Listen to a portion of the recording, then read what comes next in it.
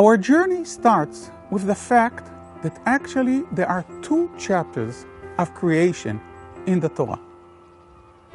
The first chapter describes the world and creating the world, as we all know from kindergarten, in 6 days, and then the seventh day was Shabbat.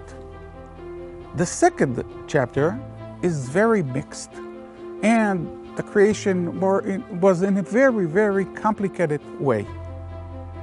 There are a lot of contradictions between those two chapters.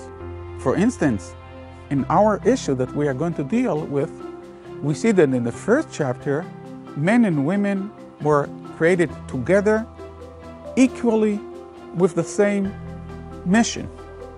In the second chapter, it was completely different. Commentators dealt with this issue.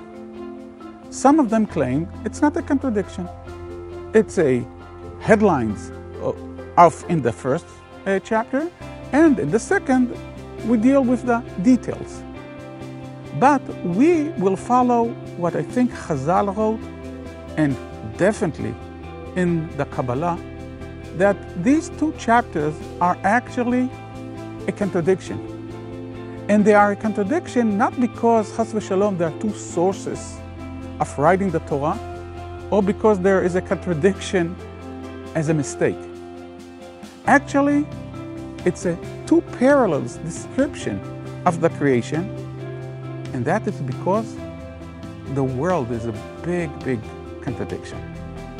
And we'll see that every chapter actually takes us to a different view, in a different vision, in a different mission of men and women.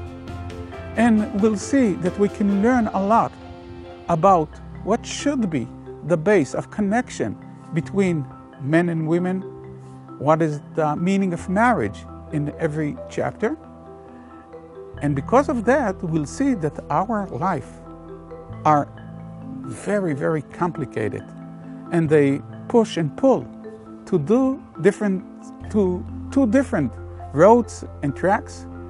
And we must find ourselves, how do we conduct, can we predict the balance and the participation in those two chapters and into those two parts or ways or bases or pillars of the creation.